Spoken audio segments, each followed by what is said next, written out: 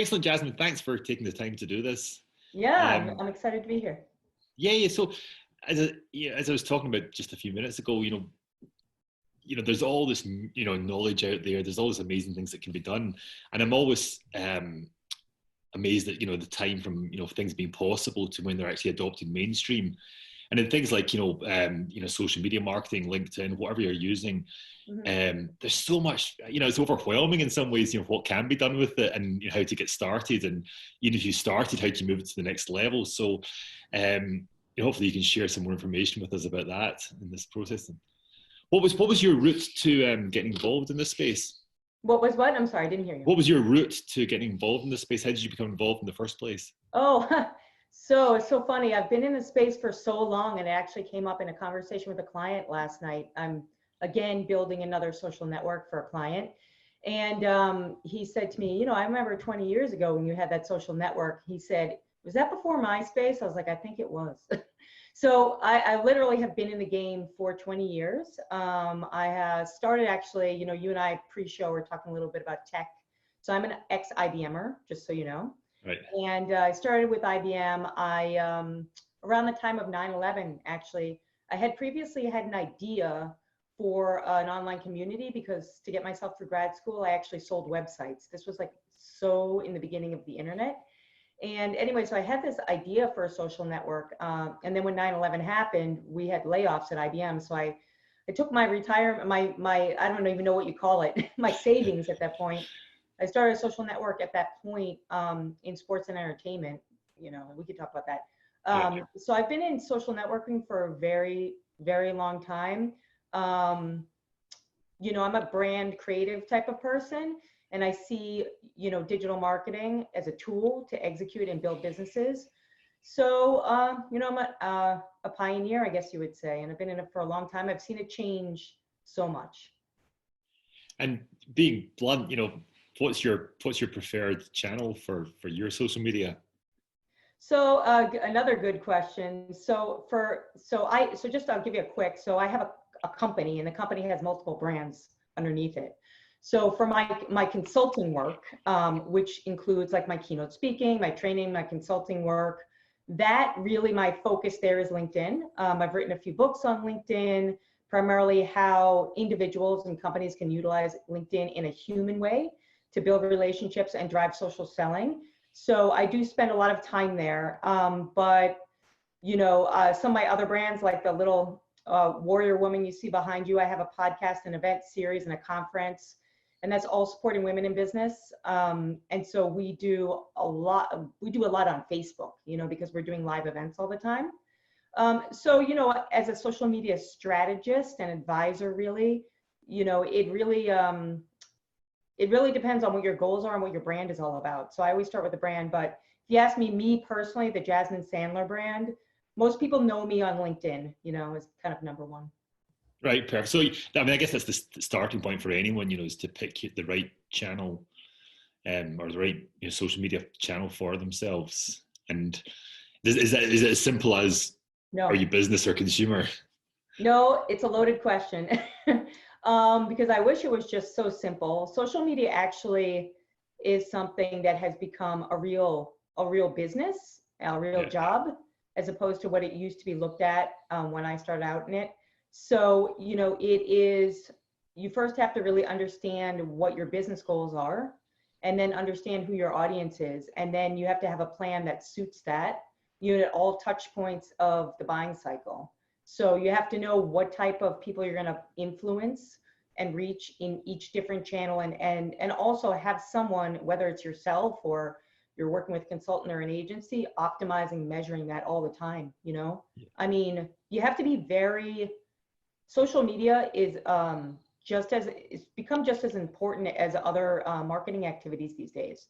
So it's more of a, measure and optimize, and then make decisions on different channels, because the last thing that you want to do is, spend all your time in a channel and it doesn't work, or conversely, try to spread yourself or your brand too thin across multiple channels, and then you really won't get anything done, and you won't actually be able to measure effectiveness either. Yeah, so so I want to come back to data in a minute or two. I also want to come back to the overwhelm piece, the fact there is so much to do, potentially to do. But so, and there's one of the things I've always struggled with personally in social media is that, I kind of get LinkedIn. When I look at Facebook, it kind of, I'm just not a user, but I also know it's super powerful for my businesses. So how does anyone get started on their journey, even if it's a channel they don't use currently? Yeah, so how somebody gets started, just for any channel that they're not really aware of, is to first kind of understand it. Like Instagram, I'll just take Instagram. Yeah. I did a recent training for a real estate company in New York. And I love when I do a training and then I see these companies take action. It's exciting. They really didn't understand the purpose of it in terms of the importance of it to actually drive business. Because I'm a bottom line person. I do business consulting.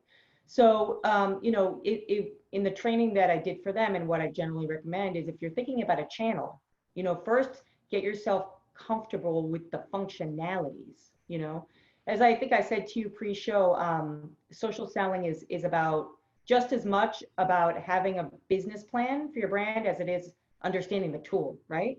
So, that's kind of number one, understand the functionalities, and then, take some time to understand who the audiences are and what can be done. So for example, you said Facebook. Yeah. So with Facebook, I mean, there's millions of groups. I'm just going to start there, right? So, and I'll give you the example of my Warrior Women in Business brand, because it's a brand I spend probably 40% of my business time on for a very specific business reason. So there are millions of groups on Facebook where female entrepreneurs are looking to get advice. They're looking to be part of communities. They're looking to obviously showcase or sell their products and services. Yep. So, it makes sense for them to get involved in communities that have like-minded women, and understand how those communities work, which is another key point everyone needs to understand. Yeah. That isn't just about selling. It's actually about understanding that community. What are like the ticks of that community? Who are the that specific community? So every community's got their own behaviors, rules, written or unwritten. That's what I was going to say. Thank you for saying that. So each community, like I run a lot of groups for Warrior Women in Business, for example.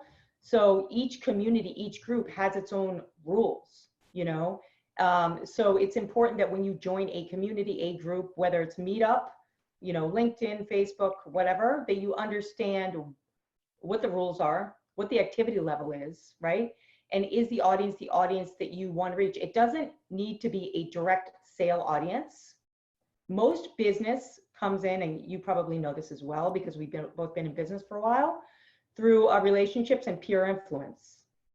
So that means a lot of these groups and communities that you want to join should be ones where there's others in there that can feed you business. So as an example, so I get a lot of my business in two different areas. So one is from other agencies, because they can't do a lot of the things that I do and my agency does, and vice versa. Yeah. So we support each other. And it makes sense that we know what projects each other is on, and we know which services we're announcing. You know what I mean? Yeah. The other piece would be like in professional services, for example, looking at your client and identifying who serves that client, right? So again, for example, I generally work on the individual consulting side with, executives that are launching new businesses, and they need a lot of things. So they generally need a COO, they need financial counsel, they need legal counsel. So I want to be in those professional services groups and communities to drive visibility of what I'm doing to peers that can drive business to me. So that's very important for anybody starting out and trying to understand where they should be sitting and spending their time online. So groups, you think whether it's LinkedIn, Facebook, you think groups are a key starting point? Yeah, I think, that's step B. Step A is having a brand, but even if the brand is like, I've done a gazillion LinkedIn profiles, even the brand is just your LinkedIn profile as a personal brand. If it's developed in the right way, based on a business goal and based on who you are as a person and what you're going to commit to, then step B is then introducing that brand to those groups or communities. Okay, interesting. Mhm. So again, a few things we could go down the route there, because I think people like you who've get, several hats you could wear, maybe get very confused as to which one they put forward, and what's their kind of their public face and what's their kind of Scooby-Doo face when they rip off the mask, what they really do. So it's always I find personally, I don't really know how to position myself when I'm trying to do 3 or 4 things, which to outsiders don't seem very connected, but to me they seem completely connected. It's an Um, so, excellent point. so, so in terms of like getting started, brand first, choose your channel, then understand where people collectively gather together on your channel. Yep. So getting started. So basically the way that I work and the way that, I take my clients through a whole process to get to somewhere. So then they can go free and build their business, or I'm alongside them, whatever, very flexible. It's starting at number one, strategy, your personal brand building. So to comment on what you just said, if there's something important to you as a person and you're building a personal brand, and you find that it's easy for you to bridge that interest, knowledge, or hobby or whatever it is in client conversations, I always recommend that my clients bring that into their conversations. I actually think it's very important because you are a human brand, so it's building the brand on both a professional and a personal level. So that's number one.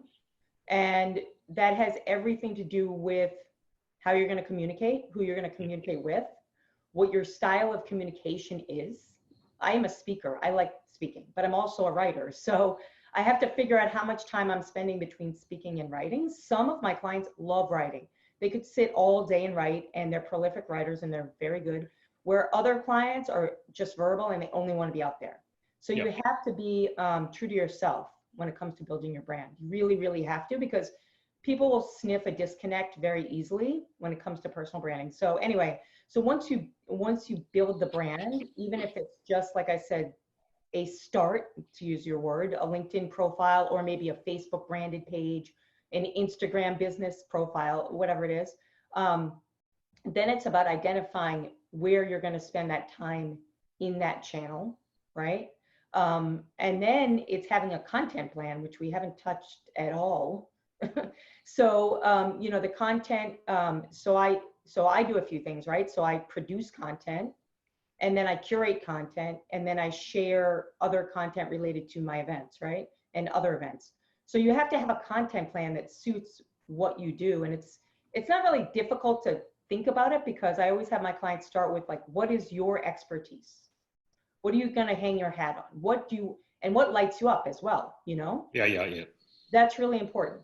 So, and then it's about managing the brand and the channels, which isn't simple. It's, again, to go back to what I was saying before, it's work, it's a Yeah. job, you know. So that's why a lot of my clients start with LinkedIn, because it's easy to go with one and work that out, and especially if they're professional services, is going to make sense. So several things there. First of all, the human element. I think it's the way I talk to people. I mean, again, I would never say I was a social media expert in the slightest, but I understand it. But the way I see it is that you're just being yourself. It's like going to a business meeting or having lunch with someone. You're not pretending to be something you're not. I mean, you are what you are, what you are. So like, you have to kind of maybe you want to refine your speaking skills or refine your writing skills, but it's a very human channel. All you're doing really is reflecting who you are as a human. That's the way I try and explain to people. And if you're not sincere, it doesn't come across well. Or if you're trying to be, but anyway, the point, people appreciate humanity even more so in times like Hey, of these. course. Yeah. And that's why the use of video just takes it, the explosion of video is kind of an amazing and fast, overnight development for all of us. But the human element is absolutely key to this, and that's how you're going to relate to people, and that's how they're going to relate to you, and that's online or offline. That's how business gets done. Yeah. Yeah. So and the third part, what you talked about, content creation. I think that's the bit that probably is a lot of people's next stumbling block before they realize, again, you have to do the work for it. But in terms of content creation, what's your kind of trick for getting people over that mental block about what they have to do? Oh, well, that's pretty easy, because I always start them with one piece. You know, whether it's a group training or it's an individual client, we always start with one piece, because I don't want anybody to start creating content and going down the wrong path. It's just, it's a rabbit hole and you'll end up wasting a lot of time. So, Can you give me an example of what you mean by that? What would be a wrong path? oh, very easy. So a wrong path would be choosing. So one thing we didn't talk about is I've been in search marketing equally as long. Right. So anyway, so the point is when I look at a content plan, I look at it from both a search perspective as well as a social media perspective. Yep. So going And down search, just to be clear, you mean search, Google search, SEO, right. Yahoo, It Bing. could take us 10,000 hours to have a webinar on, Yeah. but just in general. Yeah. The practice of search marketing, right? Whether it's organic, being found under the organic listings, or it's paid search for the paid listings. But we're not going to talk about search so much. So I just want to make a point here. Search marketing, right, as a practice is really, it's a business practice that's very important because it helps you uncover where you need to focus as a business or an individual personal brand from a topic level. And so from that piece, if you don't do that exercise up front, you could end up writing and creating content about something that's a disconnect from your business goals, right? Okay. You know what I mean? Yeah. And the work that I've done in search, I could tell you like 1.5 billion case studies, but at the end of the day with search, my best clients have understood what their business position is versus their competitors to be able to understand, to target a search, or just make it simple, a keyword plan. And then from there, they can base what content they want to create, you know, around a specific topic. That is hugely important. And that's only literally point one of this answer. So the topic, right? You don't want to go down a topic that isn't a complete connect to what your business delivers. Let's just make it simple. You know, look at your product, look at your service, and understand, just a very simple tip. Like, what are the questions people ask you around your product and service? You know what I mean? Like when you have a conversation, you say, I sell social media strategy or whatever. Okay, what does that mean? And then think about, write down all the questions that people ask and what you answer. From there, you're going to find some gold nuggets of content that you can create, you know? And then the second piece of that, in terms of not going down the rabbit hole, is your brand. Okay, so I told you I have a company, JS Media. We do strategy, we do events, right? We do a conference, we have a podcast, right? So each brand has its own character, its own design, its own look and feel. So you as a brand don't want to start designing and then redesigning every time you put out a piece of content. I can tell you, I have people that work for me. It's a lot of work. So that's why I am a stickler for doing brand strategy upfront before you do any content. Because then you can say, okay, these are the colors of my brand. This is the topic I want to go for.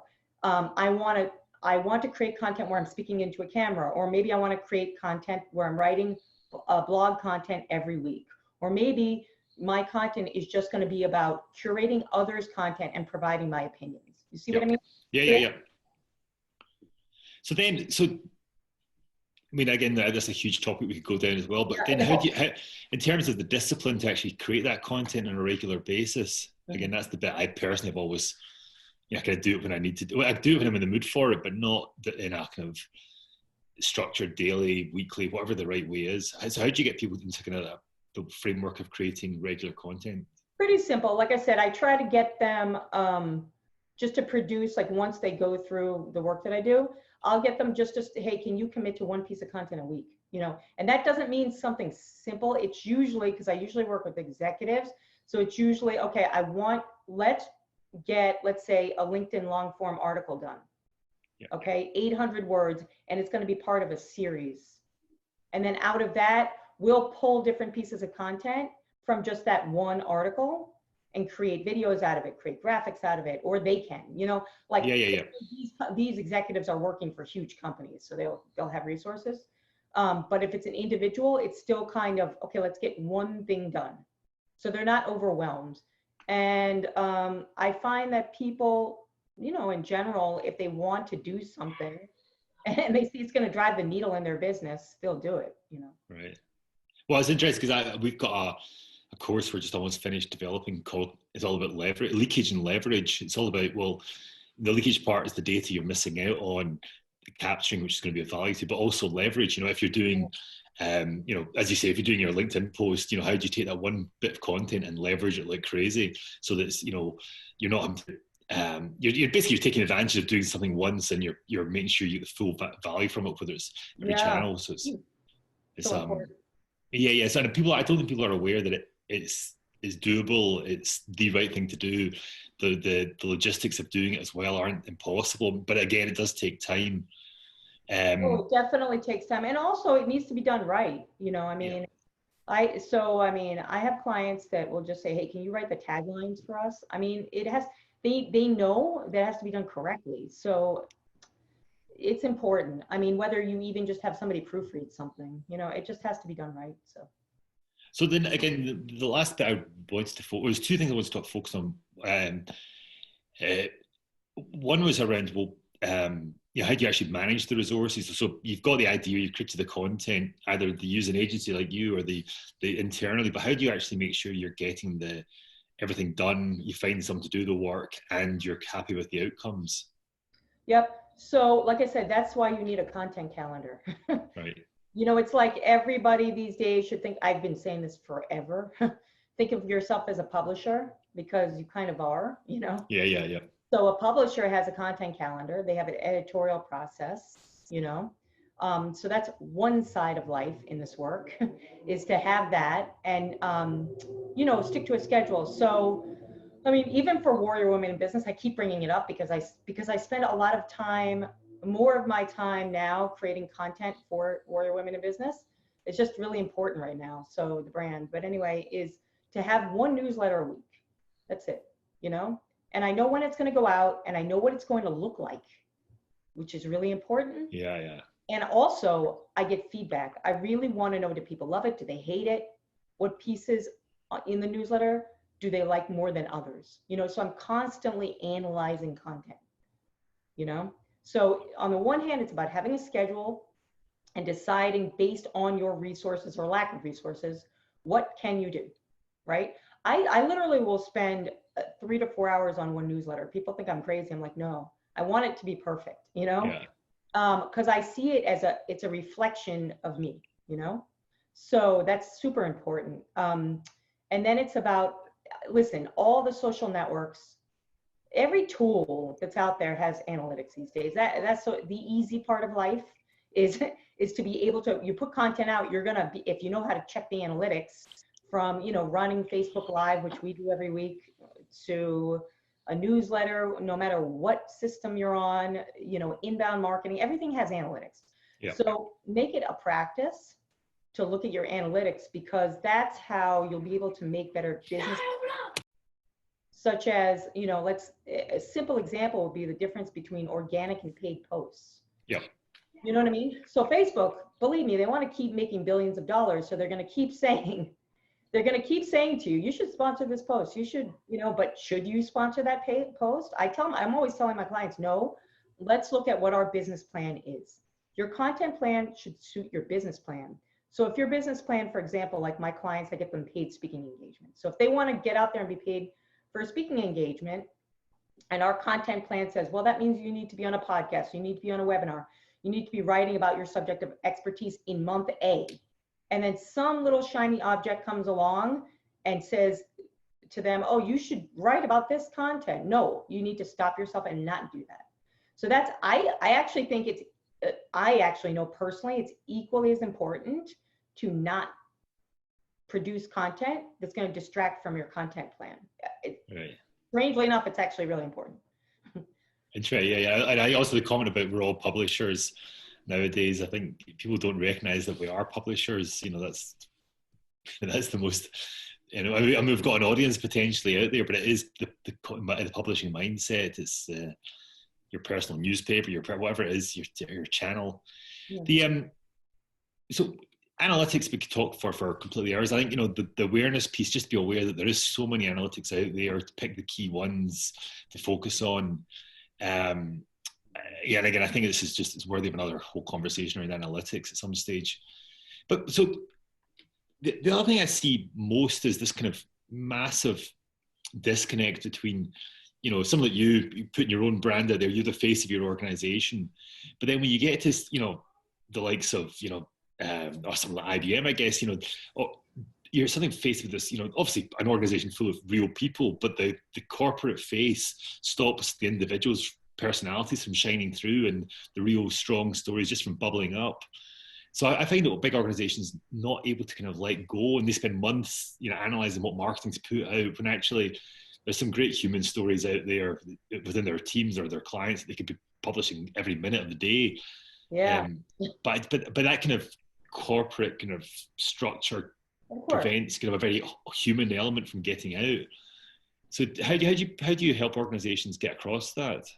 Well, I usually start with one executive. That's where I start, because that's the person that needs to be the role model for the other folks. So generally, I do this training I've been doing for a long time. I found a video of me doing an interview in Chicago like 10 years ago. It's like, oh my God, you can't believe how long you've been doing this stuff. But anyway, the point is that, so I do this training for executives on social selling strategy for executives. The reason why I do it is for them to get somebody in their organization to raise their hand and be the spokesperson. That's honestly, that's how it starts in any of the companies that have been my clients.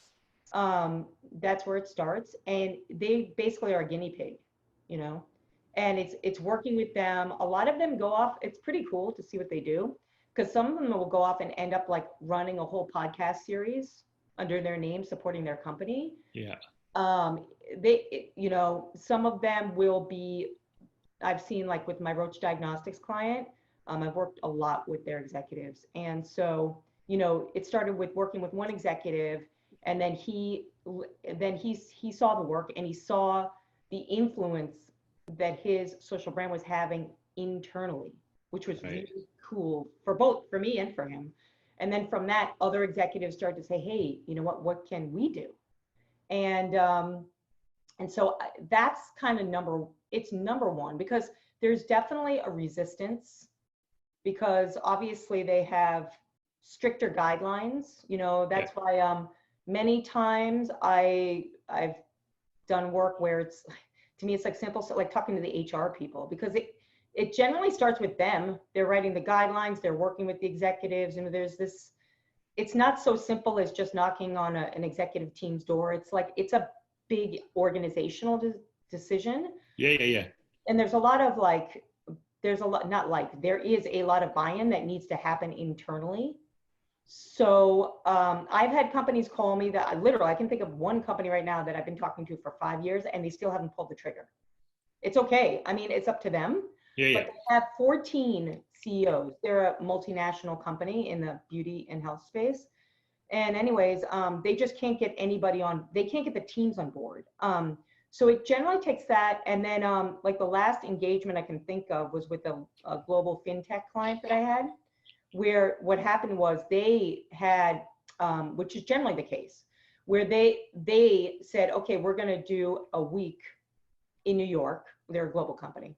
We're going to bring our executives in, and we're going to do a week all on digital marketing, right? And we're going to have different trainers come in, whatever. So that's usually where it starts. They have some type of program where they want to leverage, like you were saying, the power of the executives to build out the visibility and the human capital of their brand. So that's how it starts. They usually have that, and then I'll train them, and then one person, it's weird, it's usually one person, even out of like 25, who will get really excited and say, hey, I've been wanting to do this for a long time. Right. Like, let's go, let's do something, So that's how it works. Excellent. So I guess like most things, it needs sponsorship, it needs buy-in, and it needs someone to stick their hand up and say, well, I'll run with it. And then it flows from there. So fantastic. What's your primary form of communication? How do people reach out to you? And also, when's your weekly Facebook Live? So JasmineSandler.com, that's my consulting and speaking website. It's every single way to get in touch with me is on there. Um, so my Facebook Live. So I'll just tell you just about the brand. So JasmineSandler.com is my website for speaking consulting. It's my oldest website. And so that's really just about, it's more like companies and, you know, senior level executives that want my help. And then I have a courses digital marketing academy that is for individuals that want to DIY digital marketing. So I have courses there. And so those are on the JS side. And then under Warrior Women in Business, Warrior Women in Business is it's more than just a podcast. So it's an event series. And I also underneath that run a conference called Brand You. So it's a really cool conference. It's really intended to help entrepreneurs and executives turning entrepreneurs, help them to not just like build their brand, but I bring in like 14 other speakers, you know, so it's a whole day of business development for them. And so with Warrior Women in Business, every week, sometimes it's 2 weeks, you can check the schedule depending on the urgency of the topic. Like right now, as you can see behind me, I just had a podcast like yesterday, that's why this is still up. But yes, we did I did a panel with New York City Mayor's office on, unfortunately, what's going on with domestic violence and COVID. So I do panels, and they are all about like helping women in businesses as well as helping women in the home. So on the Warrior Women in Business Facebook page are the list of all the upcoming podcasts and events that we have. Right, fantastic, fantastic. And I guess, you know, given how long you've been working in this space, you know, your expertise is going to be, you know, second to none. Plus, also you've seen the evolutions of what's possible, so you're always open for the next thing as well. Yeah, absolutely. I want you, you know, need to be open, and I guess my mind doesn't stop thinking, but that's a good thing. No, of course, it keeps us all alive, and you keep us on our toes. So, excellent, Jasmine. I will put the details of your contact information and your courses near this video, and I appreciate your time on this. Yes, thank you very much. It's been great, you know, anytime.